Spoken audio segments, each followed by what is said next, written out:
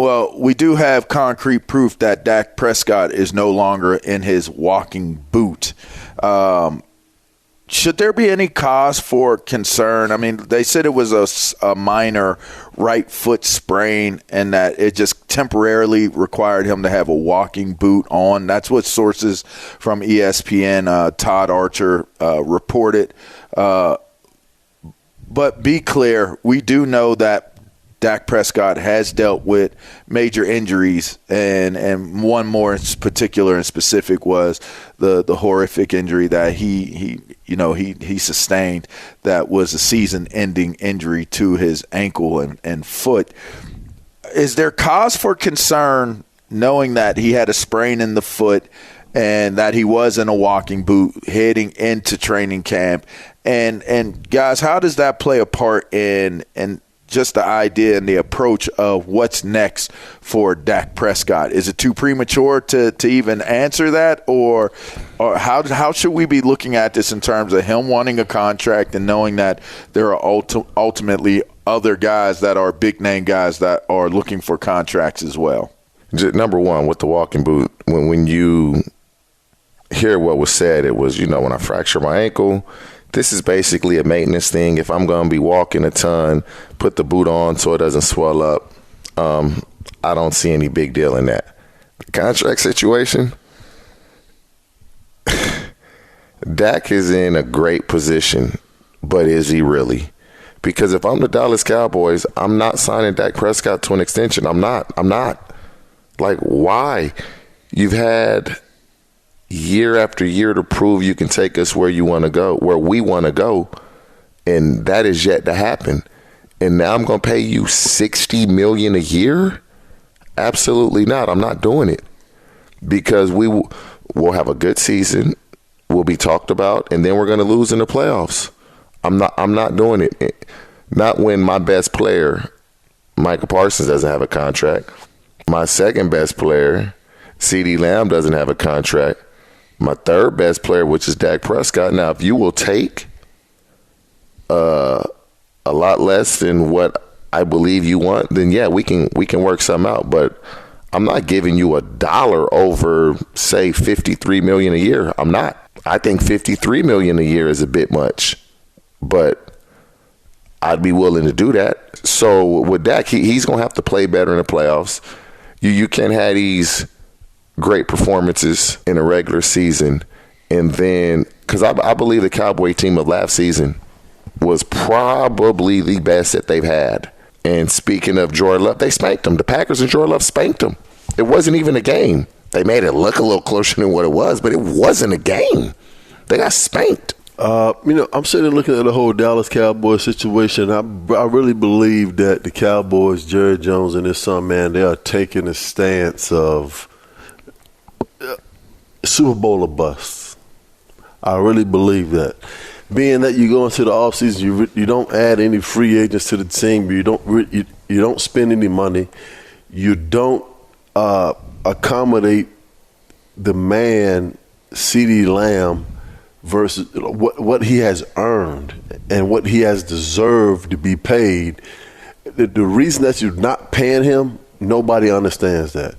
Because even if you don't have a future with Dak Prescott as being your franchise quarterback, you still need somebody to throw the ball to. I have no idea what their plans are with Trey Lance. Tyron Smith is no longer your left tackle. Frederick just retired as his 9th year in the season. You have a rookie left tackle. You have a rookie center. You have a quarterback that you don't know what you're going to do with as far as from a future standpoint from a contract. You have Micah Parsons coming up, and you still haven't signed CeeDee Lamb. So I don't know what the Dallas Cowboys are doing, but it leads me to believe that they are all in just at this point. They're going to basically allow the same football team on the field this year and say, you know what? If we don't get it done this year, there's going to be a mass overhaul of this roster. So if you don't want to pay CeeDee Lamb what he's worth, you could have paid him before Justin Jefferson got signed. You didn't do that. This man is arguably the best wide receiver in all of football. Why don't you want to compensate this man? We don't know. You need some justification because of that. They haven't paid him. Dak, if you don't bring him back next year, he's $54 million against the cap. Michael Parsons is coming up for a contract. So I have no idea what they're doing down there in Dallas, but they're all going to run themselves into real situation after this season, because I don't think they're going to the Super Bowl. Who does? Who thinks they're going to the Super Bowl? I don't think they're going to get it done. Nobody. But I don't think they're going to get it done. You got Micah, you got Dak, and you don't even want to pay this guy CeeDee Lamb. So all roads are telling me that Jerry Jones has pushed all his chips into the middle of the table, and the Super Bowl will bust. If not, everybody's leaving Dallas. Dang, that's what it seemed to sound like. If they don't give no contracts to at least CeeDee Lamb and come on, Parsons. dog. Guys, there's the Josh Jacobs, moving from the Las Vegas Raiders to the Green Bay Packers.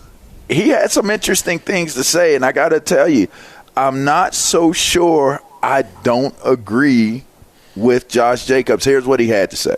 It's just so special when you got a guy like Jordan Love back there, man, and you can't really just load the box every play, and you make defenses decide, what they want to stop. I think that's going to be the biggest help for me this year. It's the second time you've mentioned Jordan Love and a guy like that back there. Give us your impressions of Jordan Love from what you saw from him in the spring. You've been around your share of quarterbacks at this point. Seems like you're really impressed with what you've seen from Jordan Love. Yeah, man. To me, just from what I see, he has all the traits and all the tools to be a superstar in this league. I think that, as he continue to play and get experience and, grow confidence and become more confident in his abilities and what he can do, he's going to be the next superstar in this league for sure. Ooh. Them are some big words right there, man. And part of me, so the first thing I thought to myself was like, shade to Vegas. They don't have a quarterback. That's what the first thing I thought Josh Jacobs was implying when he said that, which is fine, because I don't know that they do have a quarterback even now in Vegas. That's going to be an interesting thing to see how that plays out between Minshew and who's the other quarterback again? Yeah, exactly. But he's a starter? He was the starter last year. Aiden O'Connell. Yeah, O'Connell. Yeah, that's interesting there. But to watch the way Jordan Love played, and that was U.S. Today's sports, so that's where that came from. The quote from Josh Jacobs.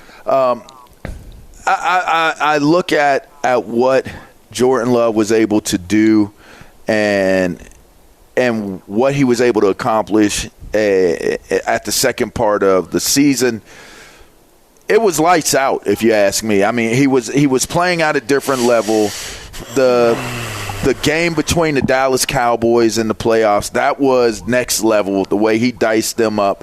And I was disappointed that they let Aaron Jones go. I really was, because I thought that he was a major part of all their success.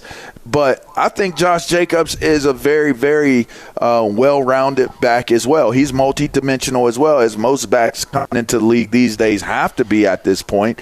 I thought that losing Aaron Jones, but to replace him with a Josh Jacobs, I thought was a big deal, because for this offense, you got to have that running back that is your safety valve in the flares and the flats, and even just handing the ball off on those read